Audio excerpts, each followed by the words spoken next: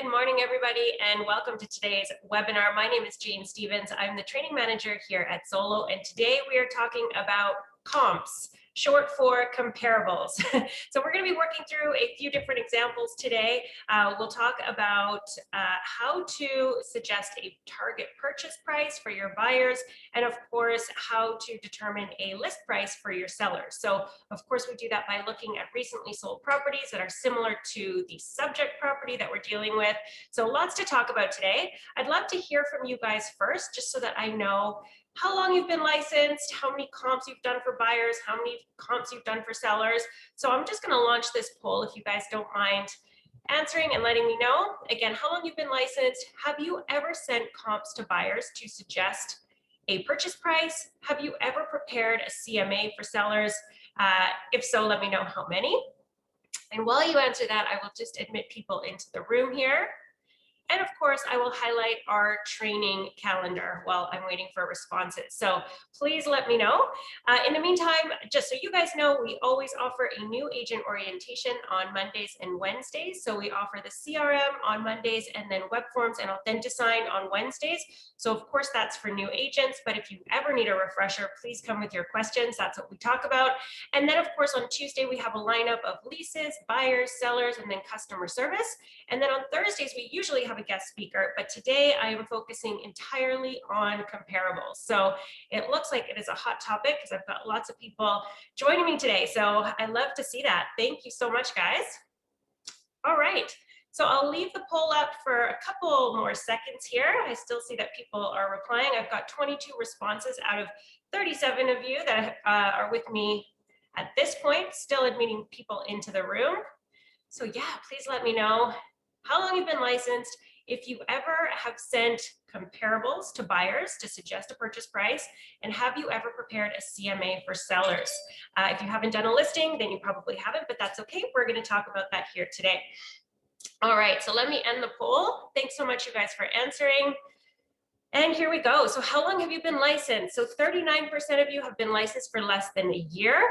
Awesome. 35% of you less than 3 years. And I have 26% of you 5+ years. So that's awesome to see some of the seasoned agents here. It's always good to get a refresher on how to pull comparables, certainly, especially in a market like the one we're in right now, where it definitely is a seller's market. Inventory is low, which means that we're seeing a lot of properties go for well over ask. And we're also seeing that properties are being listed deliberately low, unfortunately, which makes it a little bit of a guessing game for buyers. But hopefully today you will have a little bit more of a handle on what to suggest for your buyer clients.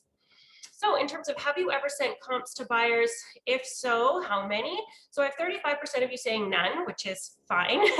But yeah, when you are preparing an offer to purchase, you definitely want to be looking at what's happening in the market, because if it is listed for $699, we're going to see some examples of that here today. You know, it's probably not going to sell for $700, right? So taking a look at comparables to see what that list price is selling for. And hopefully they're also, you know, similar properties, so you can really give your clients a good assessment. It looks like, let me see, 26% of you have done more than 10 comps for buyers, which is amazing. We definitely need to be educating our buyers on what to offer, right? It's sometimes, you know, of course, it's limited to what their budget is, but we definitely want to be showing them properties that they, you know, might be successful at actually purchasing. So we'll talk about that today. And then, have you ever prepared a CMA for sellers? So if so, how many? I have 39% of you saying none, which is fine. If you haven't worked with sellers yet, then hopefully by the end of this training session, you'll feel more equipped to do so. And then the next highest number here, 22% of you have done 2 to 4 CMA presentations for sellers. So that is awesome. I'm going to share the results. I don't know if you guys can actually see that. I'd love to get feedback from you.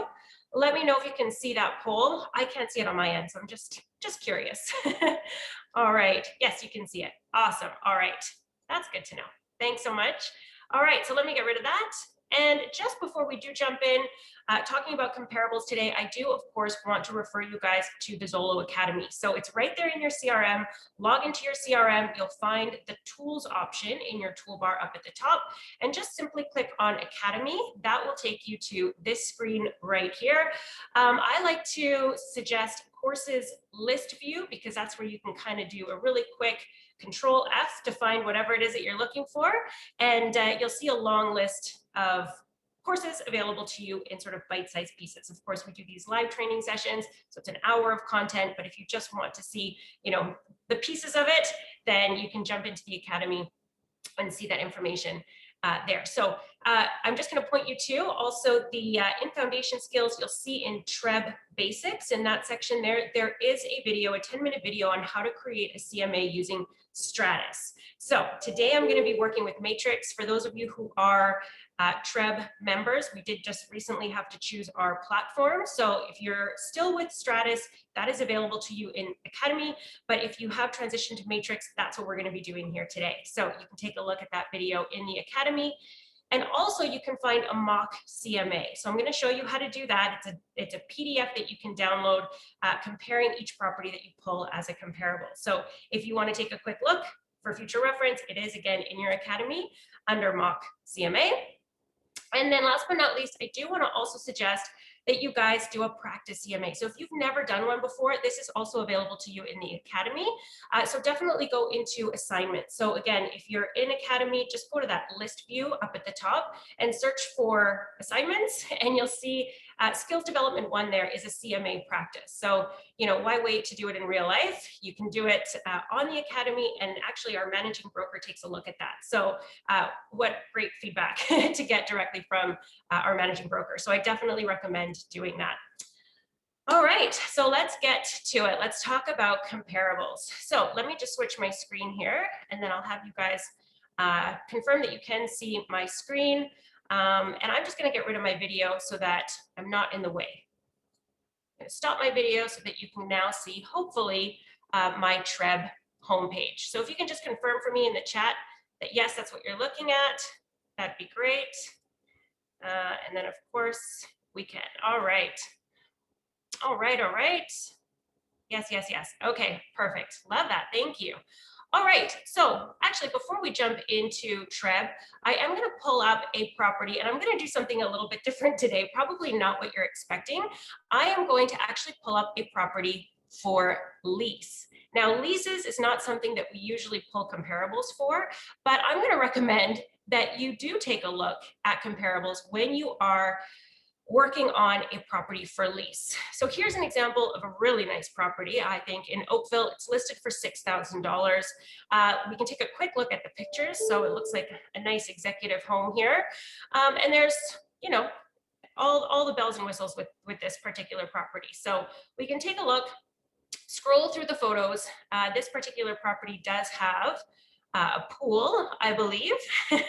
So taking a look at the photos, of course, if this were real life, you would have actually gone on a showing and taken a look at this property. So it's a nice executive home in Oakville available for rent. And this particular home has 4 bedrooms plus 2. So again, we don't usually do comparables for leases, but if you were to be working with a client who really, really wanted this property, it's a good idea to take a look at other recently leased properties so you can determine if this is going to actually go for $6,000. Is it going to go for $6,500? Is it going to go for $5,500? So let's just take a look and jump into Matrix. So as I said, this is going to be the home screen for everybody who is a Toronto board member. You're going to go into search properties. And as I said before, I am working with Matrix. So if you still have the Stratus platform, you can take a look at Stratus in the Academy. Otherwise, this is probably what you'll be seeing. So let's just take a look at properties that have recently leased in Oakville. We're not going to spend too much time on this, but I do want to recommend this because I know that the lease market is really competitive. I work with a lot of you guys who are doing leases only right now. And yes, it's competitive. And, sometimes you're losing out on properties because you didn't offer enough. Maybe, sometimes it does come down to, of course, credit score or income. But, let's take a look at what has been rented out recently in Oakville and kind of determine whether this property should go for more or less so that we can properly advise our clients. So let's jump into residential freehold lease. So that's where you're going to go. And you don't want to look at active properties. We don't care necessarily, in this case, about our competition. We want to see what has recently leased. And I wouldn't go further back than 90 days. So go ahead and select the 0 to 90 day time frame. And then from here, this is something that you need to get used to because, of course, there's a lot of options here. Property features, rooms, location, there's the price, dates, and info. So, of course, in this particular case, we want to see what other detached homes have sold in Oakville. So we do want to set the area as Halton, and the municipality will be Oakville. And you could narrow it down to community, but this is a property for lease, so we're not going to do that. But what I am particularly interested in is other 4+ bedroom homes that have leased recently with a pool, right? So it is not going to be none for the pool criteria. So that pulls up 17 matches down here at the bottom. So let's just take a look at the results. And we can go ahead and we can see that there's a list price over here in this column and there's a leased price over here in this column. So this should give you a really good idea as to whether things are selling for full price. So there will be some examples of properties that have sold for full price, so 3,900, 3,900. But then you do see some properties that have sold for over. In this case, $50 more. In this case, this one at least a little bit less. So you would really want to go in and take a look at these properties, at the photos, compare them to the photos of the property that you're looking to lease, but really kind of take a look at what the trend is so that you can recommend to your client, whether or not they're going to have to pay more. So you can see here, one was advertised at $58.50 and it ended up leasing for $6,000. So again, just taking a look, in some cases they have rented for $50 more, $200 more, so $3,000 more in this case. So, definitely advise your clients accordingly. So we've got one here that leased for $4,200 when it was listed for $3,700. So again, just really taking a look and comparing apples to apples.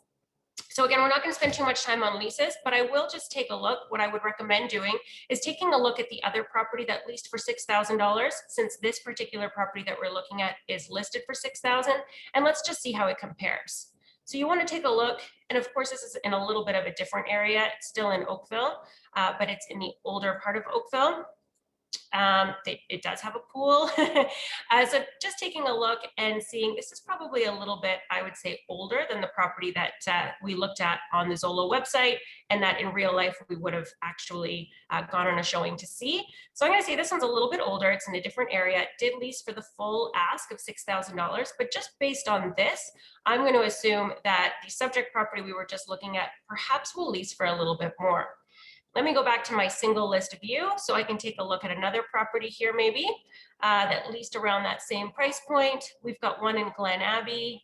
But let's take a look at this one. So it's in Bronte, same as the property that we were just looking at. This one is available. It was available for $6,500 and it sold for $6,500 or leased for $6,500. So I would say this one is probably a little bit nicer than the one we, in real life showed our clients. So, again, you might want to suggest to your clients based on these comparables that they do offer a little bit more than $6,000, but probably not all the way up to $6,500. So I'll leave that with you. Definitely, I recommend taking a look at comparables, even when you're working with leases, because as I said, you can see a trend and you can take a look in that particular area and see if properties are leasing for, less or probably a little bit more than what they're listed for. All right. So I'll leave that with you guys. I'm going to go back to my main search section here because let's jump into condos. So if you have a buyer that you are working with and they want to submit an offer on a condo, condos are really great because there's going to be a lot of comparables, hopefully, that are similar. So let's just take a look. I've already opened up some properties here. So I'm just going to get rid of the rental that we already discussed. Let's take a look at this property. So I'm sure you're familiar with the Marilyn Monroe buildings in Mississauga. So there are a lot of comparables in these buildings. So this is, a really good unit to work with because we should get lots of comparables to take a look at what this property should sell for. So again, let's make the assumption here that we have shown this property to our client. So they are interested in unit 2506 in the Marilyn Monroe buildings. This particular property is listed for $499. So we can see here that it is a unit that is approximately 700 to 799 square feet. That's going to be important because we do want to, of course, be looking at condos in the same towers that are of the same size, so the same square footage, and of course, the number of bedrooms. So this particular property has 2 bedrooms, 2 baths, and again, the size is between 700 to 799. So this is in the 80 Absolute building. And again, I'm sure you guys are familiar with these buildings. There are a few towers.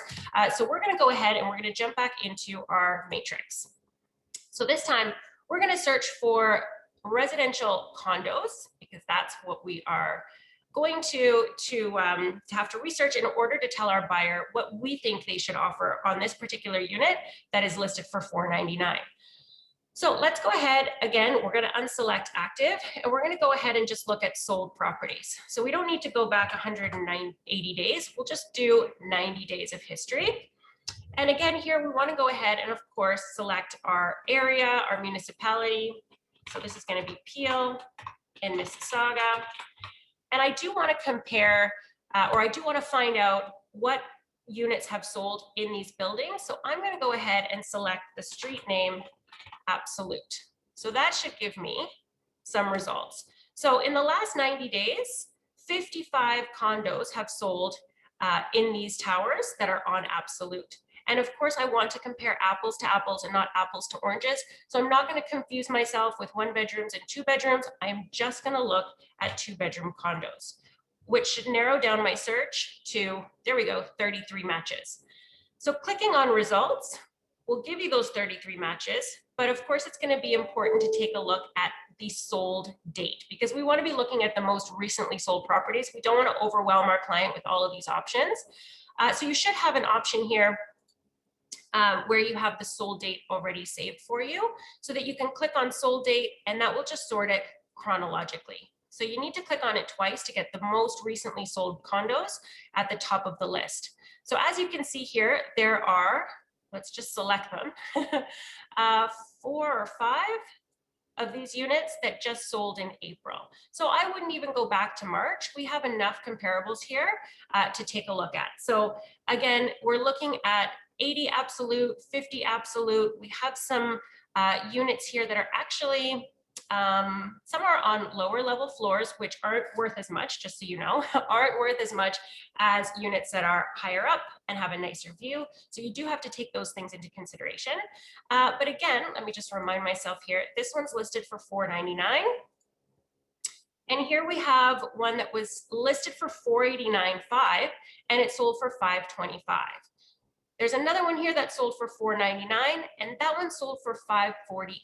So what's the difference between those 2 units, right? Those were listed pretty close to the unit that we're going to be submitting an offer on. So we definitely want to know why such a price difference, right? So let's go ahead and take a look at this one that sold for $525.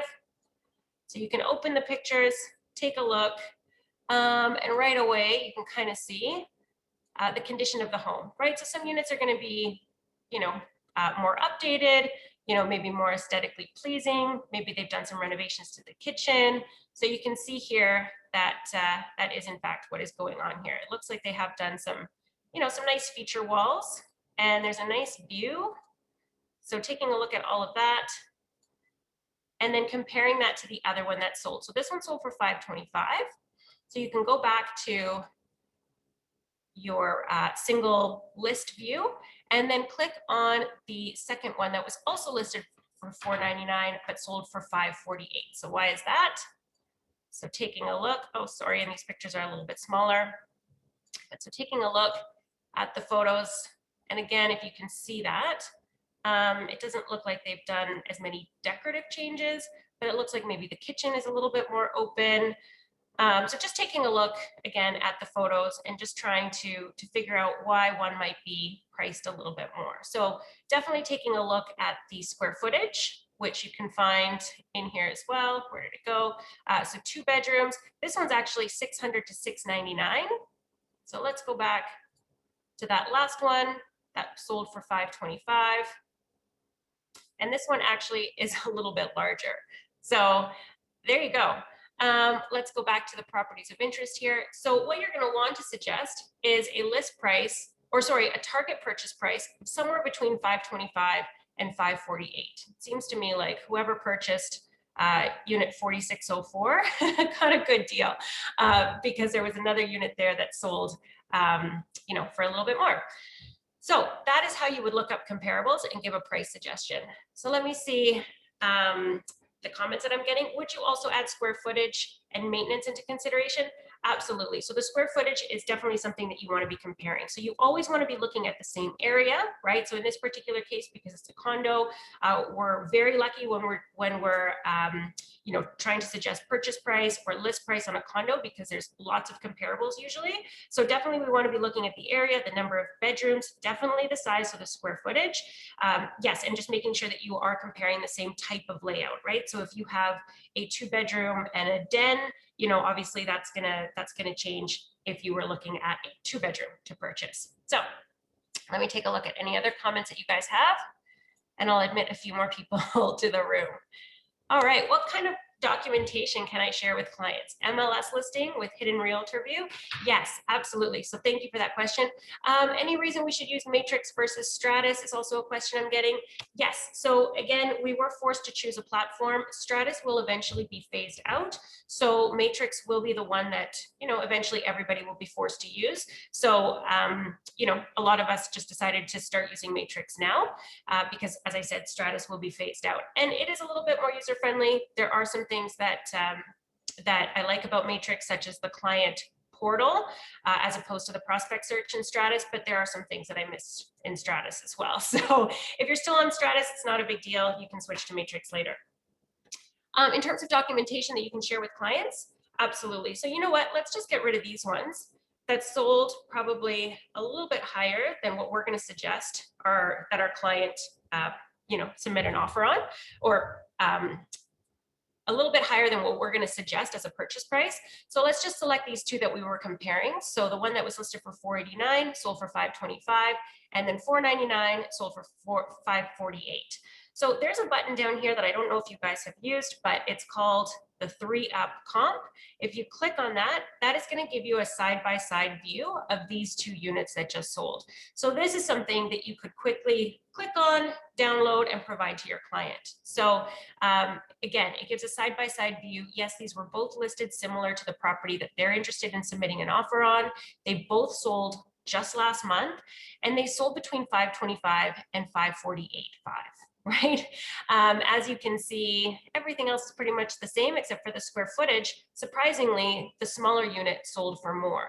So, you would want to probably do a little bit more digging in terms of looking at the photos a little bit more carefully to see maybe why that difference is. But, of course, it always comes down to what that particular buyer is willing to pay for that particular unit. So as I said before, it looks like whoever purchased this unit here for $525 did get a good deal. So you would want to suggest to your clients that they offer somewhere in this range, because that's probably what this unit is going to sell for. So again, I'll just bring up this unit that we're looking at. 2506 is the unit number. And if we take a look at these two comparables, again, one was 4604 and the other one was 2108. I'm assuming that's the 21st floor, I guess the 46th floor. So again, just making sure that you're comparing apples to apples, and then that would be what you would suggest as a range. So another takeaway here that I would like to point out, don't be so specific with your recommendations. You wouldn't want to tell your client, go in with 525, right? Because if they are not successful and they followed your advice to a T, then they might be a little bit upset with you. So do give them a range, give them the information, and then you can strategize with your clients together what they're comfortable offering, and you're basing your your target purchase price on this educated guess, right, of pulling comparables and taking a look. All right. Okay, another question coming in. Would you recommend we just look in the same building or have some sort of a radius? Absolutely. In this example, because there are so many units in these buildings, I wouldn't go outside of these buildings. But if you did have an older unit, maybe it was a 3-story, condo building, so it's an older unit and there are several older buildings in the same kind of 4-block radius, then yes, I would do more of a radius as opposed to just that particular building. But given that these buildings here on Absolute, they're all, I wouldn't go outside of those towers in this particular case.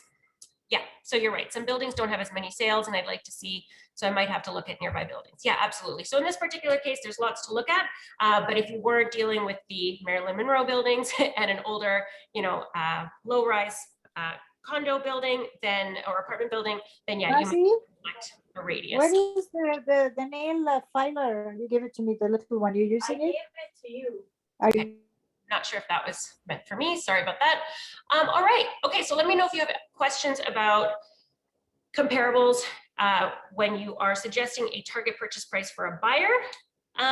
If not, then we will take a look at another property. So let's just get rid of the absolute building. So hopefully that makes sense. Again, condos are fairly easy because you do have lots of comparables. But now let's take a look at a property. This particular property is a single family detached home in Hamilton. So we can take a look at the photos there. And again, you want to really be comparing apples to apples, not apples to oranges. So we've got a finished basement, it looks like. So just really taking a look. And then of course, looking at number of bedrooms. So you've got a 3+1 here. You have a square footage range of 1,500 to 2,000. Again, this is a detached home, 2 stories.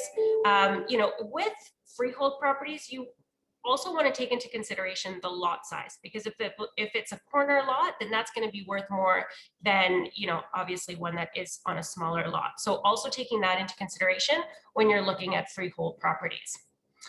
All right, something else to take a look at with this particular property is the fact that yes, it is a detached home and it has a single car garage. So again, that's going to be a differentiator. You don't want to be comparing this house to a house that has a double car garage.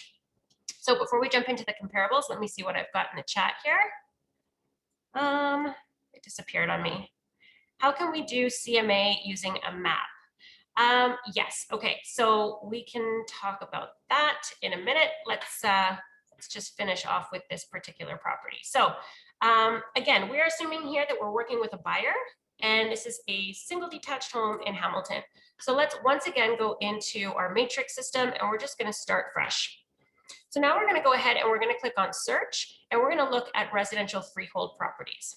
So again, we want to take a look at recently sold properties, and we don't need to go all the way back in time. We're just going to go back the last 90 days. Again, you definitely want to select your areas. So this one is in Hamilton. And this particular Hamilton home is in Binbrook. So you want to take a look at 3 to 4 bedroom homes. We're just going to say 3+. And again, as I mentioned, one of the differentiators here is going to be that single car garage. So down at the bottom, you can specify that it has an attached garage and that the garage parking spaces is no more than 1. So that's going to give you 36 matches, right? So again, as I said, you can select square footage, you can select lot size, but in this particular case, I'm just going to kind of keep the search criteria a bit wide, and then we can take a look at individual search results and take a look at those lot sizes if necessary. But let's take a look. Clicking on the results will give you this list. Once again, you've got your sold date up here at the top. So let's click on that twice so that you're looking at the most recently sold comparables up at the top. So lots of activity in Binbrook. 11 properties have sold in the month of April. So let's just go ahead and select these. Just for my own purposes, I like to highlight them. And then let's take a look. So it looks like there's a bit of a trend happening in Binbrook where prices are, properties are being priced a little bit low, right? So you can see 789 sold for 860, 650, not so much, 686, but certainly you're seeing about 100,000 difference. 689 is sold for 775, 599, 695.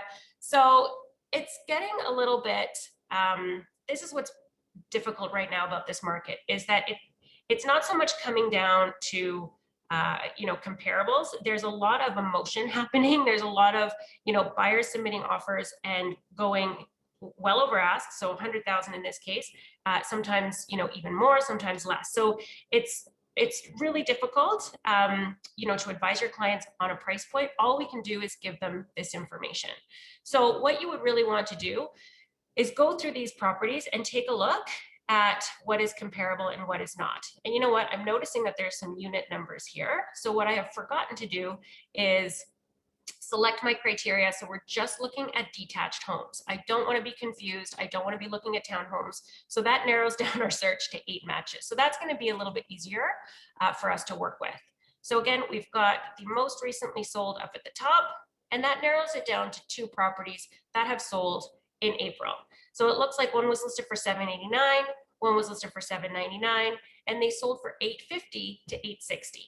So as you can see, that is a much better range to be able to give to your client. So now let's take a look. Let's jump in and actually look at this property. And so now I don't know why this one came up, because it's clearly a double car garage. So if I was working with a buyer who wanted to submit an offer on this particular property that we pulled up, 79 Powell, it is listed for $699. We're going to take a look at why that is in a minute. But I'm going to say that $860 is too high. So let's go to the next one that we looked at. And $850, I'm going to say that's too high also, because even though this is a single car garage, you can see that this property is much newer. So that's something else to factor in, the age of the property. So this one was just built, it's a new build, so 0 to 5 years old, whereas this home is a little bit older than that. So the age range for this particular property is 6 to 15 years.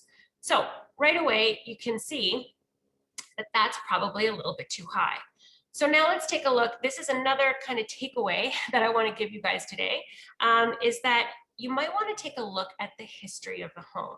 So yes, we're taking a look at this particular property. Your clients really like it. You're trying to determine a purchase price in this crazy market where things are being listed low and sellers are expecting well over ask. Here's a tip. Go into your matrix and look up that property. Let me just try that again, 79 Powell. So look up that property and you're going to see there's some history here. You can pull up the active property. You're going to want to pull that up anyway, because that's where you're going to go to prepare your offer. But take a look at the history. So if you click on the history icon, which looks like a little clock, that will tell you probably what the seller's expectation is. So it looks like it was originally listed for $749, right? Which is the trend in Binbrook to list a little bit lower than what you were expecting.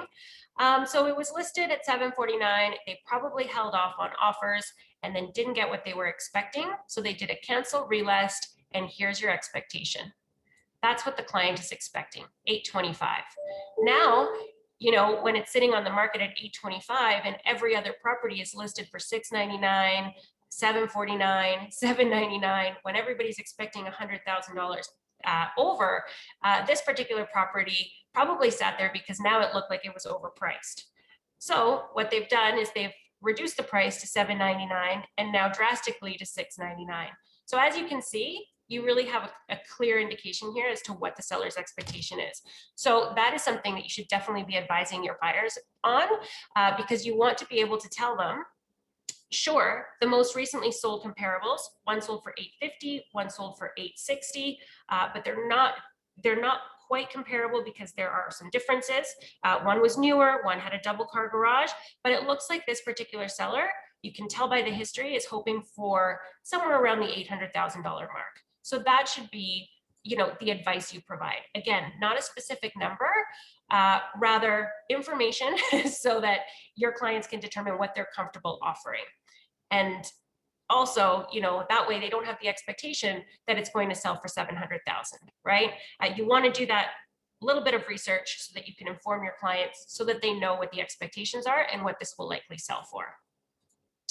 All right, let me see what comments I have coming in on this particular property. All right. How can I add both columns, listing and sold price? As for me, just showing one column. Yeah, absolutely. So let's go ahead and do another quick search just so that, actually, I think I can do it like this. Recent searches over here. I don't know if you've used that. I just discovered it recently. So you've got 2 properties selected there. So we're going back to our condo example. And just down at the bottom, it says 3-app comp. So if you only have one selected, nothing else is going to come up but the one property that you selected, right? So that's not going to be a very good side-by-side comparison. But if you do select 2 or 3 properties, those will be featured side-by-side. And you can add more properties. You can add 5 or 6. You'll just have 2 pages instead of 1. So, you know, it's more useful if you really narrow it down to the top 3 most comparable units, and then just click on that button down at the bottom. That will give you a nice side-by-side comparison as to what those previous properties sold for. All right, let me know if you guys have any other questions before we jump into sellers. All right. Yeah, Keegan. Hey, how's it going? Good. How are you? Not too bad. So my question is like, I guess it's just a general question when it comes to anyone that lists their condo or house or anything like that. And I understand that this might be a trick, especially when they have an offer presentation day. But like, what is sort of like the strategy behind pricing your house or condo like a lot lower than what they're expecting? Because like what's going to happen is that like, I come across a lot of clients. Let's say a condo is listed for 499 when realistically they want well over 600. So I'm going to get clients that think like, oh, this is within my price range, and then you kind of look at the market stats, you're like, well, that's definitely not going to be the case. And why wouldn't just listing agent, or why wouldn't just sellers just price it exactly at what they're looking at and attract the right people, as opposed to just listing it well below, and you might just get a whole bunch of people that are gonna offer well below what they're asking for. So what is sort of like the psychology or the strategy behind that? Yeah, great question. So I think that this originally started because there was low inventory, right? Now more inventory is coming to market, but originally there weren't any comps. And maybe the most recent comps were from, 3 months before or 6 months before. So the 499 price point probably made sense. But because there wasn't inventory at the time, then there were multiple offers, buyers bidding well over.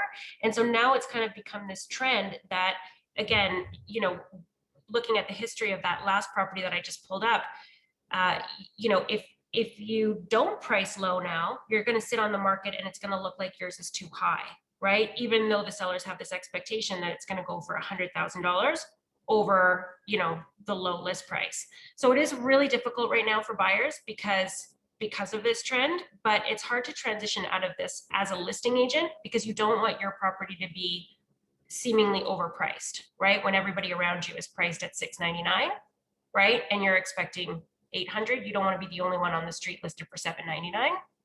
So that's why, that low price is still in effect. That's why listing agents are listing at that price. But we will transition out of this. It's just because that's the market we're in.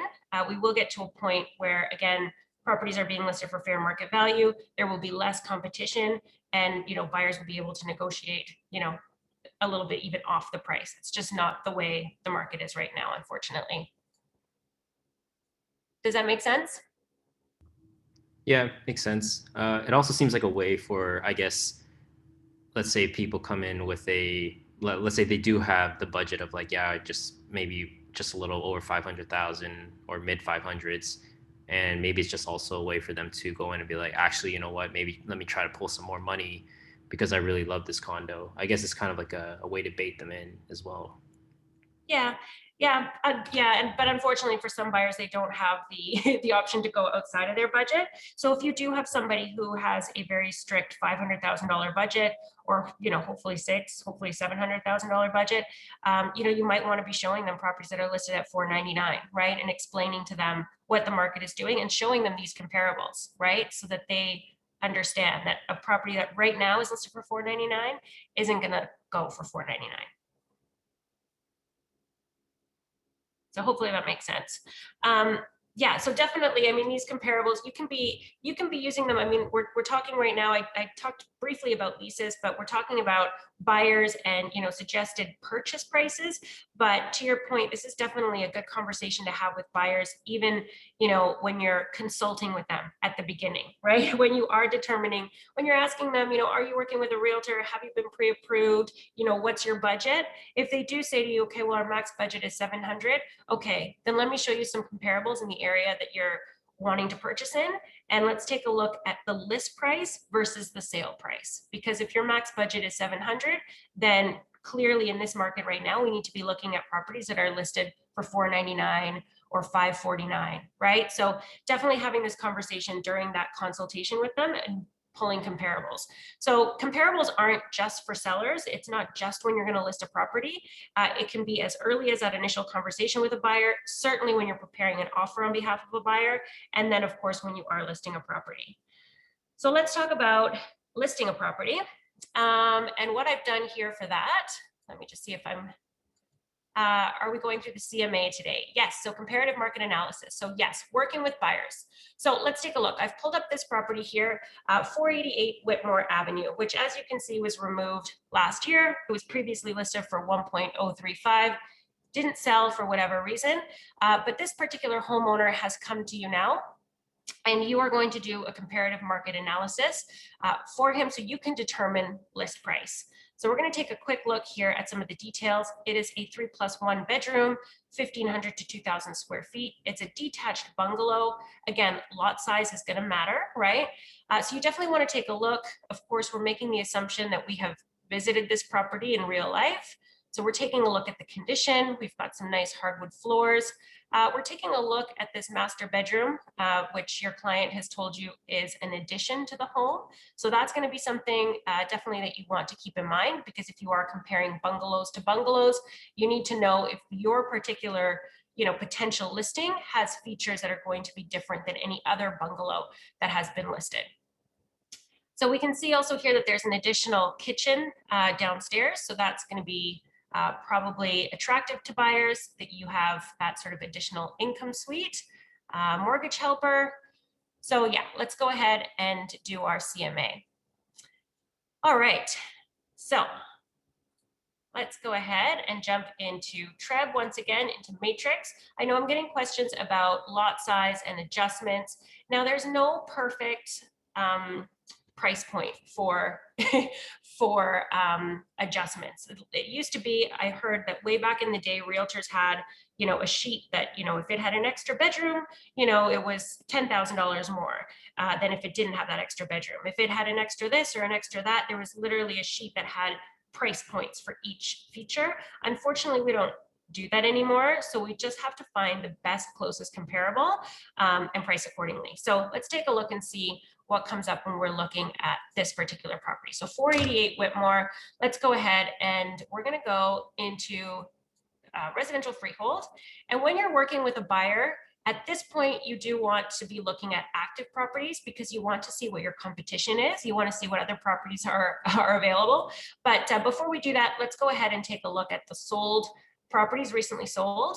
And then of course, after this, you'll also want to look up terminated properties. So I don't know if I'll have time for all of that, but I do just want to let you know that when you are preparing a CMA, you do want to have 3 active properties that you're showing them, 3 sold properties, and then 3 terminated properties, because you want to show them the competition.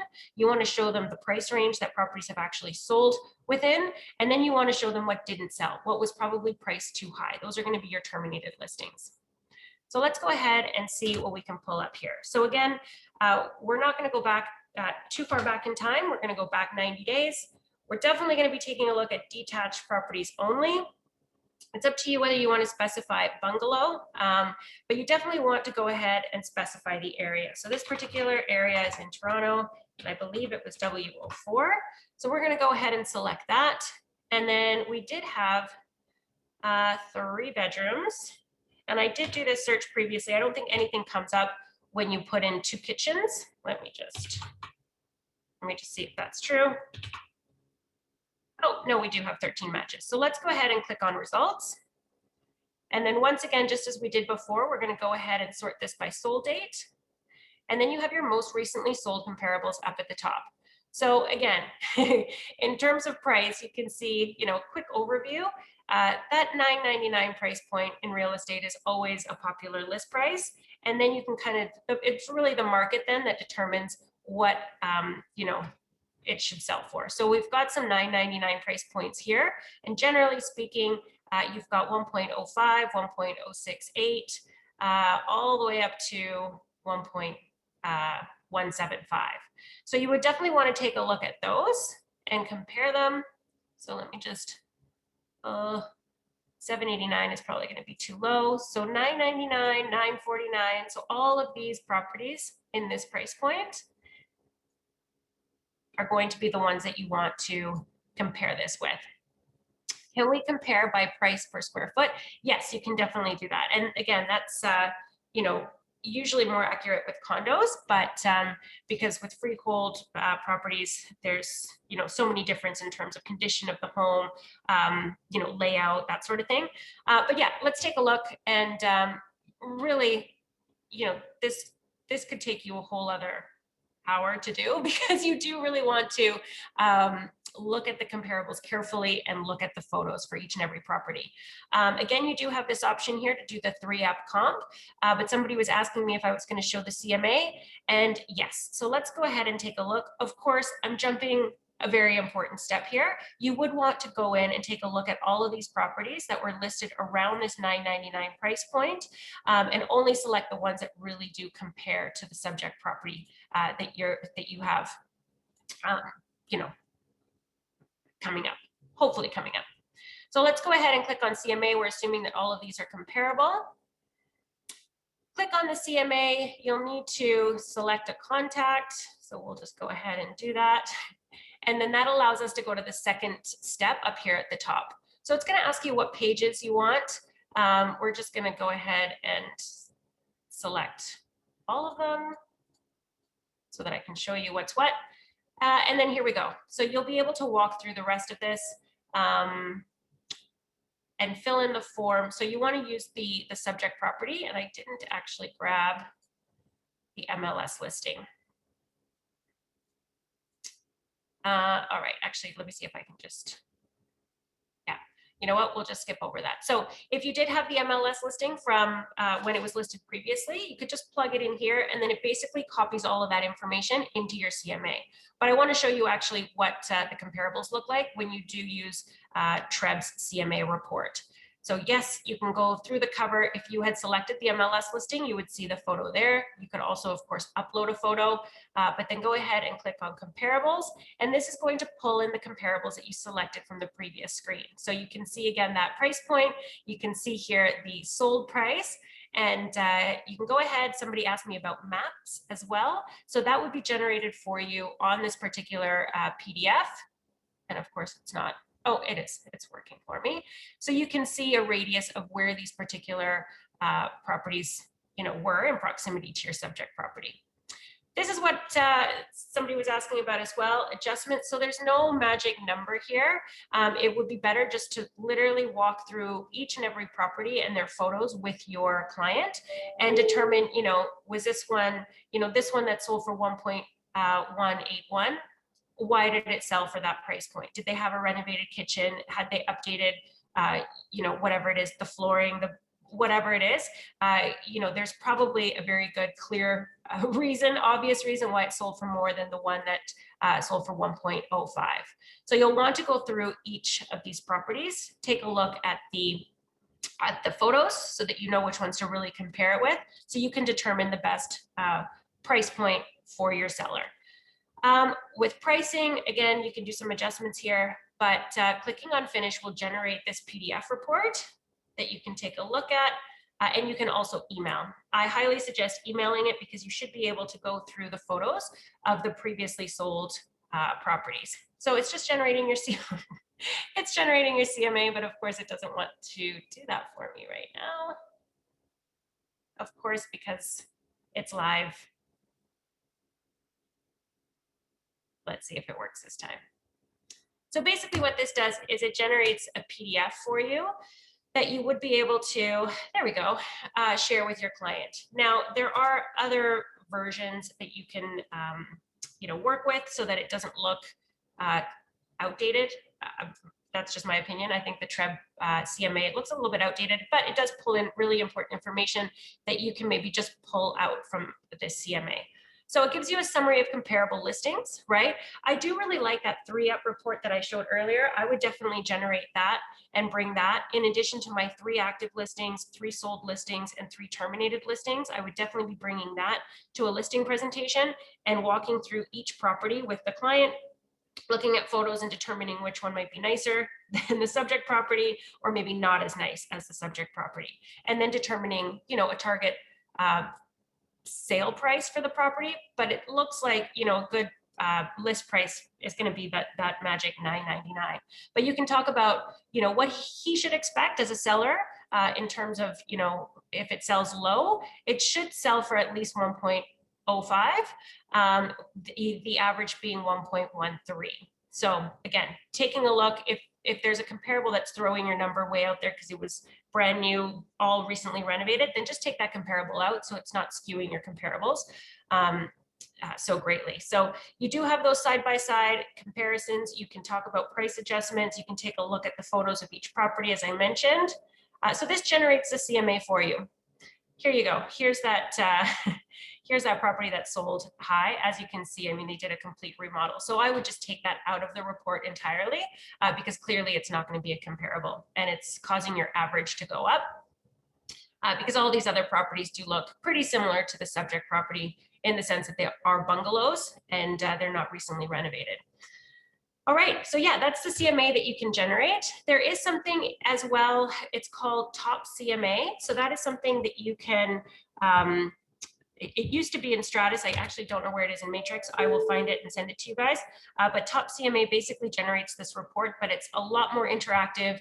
It looks much more modern. It looks a lot sharper. So definitely something to look into. Top CMA, they do have a free trial that you can try for 30 days.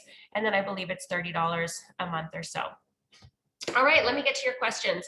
So yeah, let me see. How do you get price per square foot?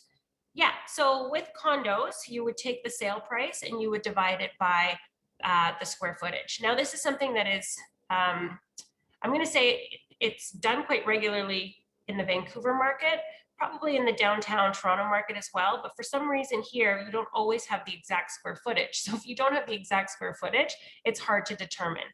And it's not a mandatory field here in Toronto on TREB for whatever reason. It's just a range, and even that sometimes you don't get. Whereas in Vancouver, that's a mandatory field, so it's much easier to determine price per square foot because that information is available on every single listing. So here it's a little bit trickier if you don't have that, but that's how you would determine price per square foot. You would take the sold price and divide it by the exact square footage of the home. All right, hey man, yeah, go ahead, chat with me. Hi Zain, my question is like if sometime the buyer asks like in the particular area, like how much the price is appreciated, like what are the chances for me, like if I get the investment property, how much the price is appreciated in that particular area, how to find out or how to put, like screen out that one using the status or. Yeah, great question. So again, what you could do is if they were interested in a particular property in that area, take a look at what it sold for 10 years ago, right? And that will give you, again, information to provide your client in terms of how much the value has changed over the course of 10 years. If they typically rule of thumb, home values are supposed to double in 10 years. So take a look at what that particular property sold 10 years ago, see if that's accurate, see if it was more, see if it was less, and then you can provide that information to your client. And that will answer their questions about appreciation. Okay, and one more quick question, like if there is any, suppose like I'm looking the property in the Brampton area. Sometimes the buyer asks like, which is the premium area here, like very, like the very good lucrative area to invest in. How to suggest that one? Yeah, so that's also a great question. Definitely looking at, that's really more so about knowing your area well, right? Being an expert of your own neighborhood so that you know which areas, you might still be able to get a property that's, more affordable, right? Maybe it's an area that's up and coming. So that you would know more so just by being an expert in your area, not so much, TREB stats. Sure, thank you. Yeah, of course. All right. Okay, let me know if there are any other questions. Is there an easy way to get properties related to a particular school? Easy way. I will have to, yeah, school boundaries. Yes, there is a way that you can do a map search. I haven't done it on Matrix, so I'll post a video of that because I know that there's a way to do it. One of the things that I do recommend, probably in the opposite order of what you want, if somebody inquires about a property, there is something called hoodq.com. I'm going to put that in the chat. And you can actually put in the property address and it will tell you what the school is in that particular area. So if they were looking for a particular school zone and they were looking at a property, you could tell them quite quickly, you know, if that property fell within that school zone. Of course, you can go to, somebody suggesting here, Geo Warehouse has school districts, so you can take a look in there as well. So quick and easy. I don't, off the top of my head, I'm not sure, but I will figure out a way and share it with you guys. All right. How do you calculate a price per square foot? We don't have usually the sold property square foot in the listing. Yeah, so that's what I was saying before. In my mind, it really should be a required field because that is something that we should definitely be able to calculate. Unfortunately, it's not a required field. Even the range is not always available to us, right? The 700 to 799 square foot range. Not every listing agent puts that in there. So it is really difficult to find out price per square foot. I wish it was mandatory. It is in Vancouver. We should follow their lead, but it's not always there. You can find it in property line. You can find sometimes the square footage there, but yeah, it's nice to have it all available in Treb.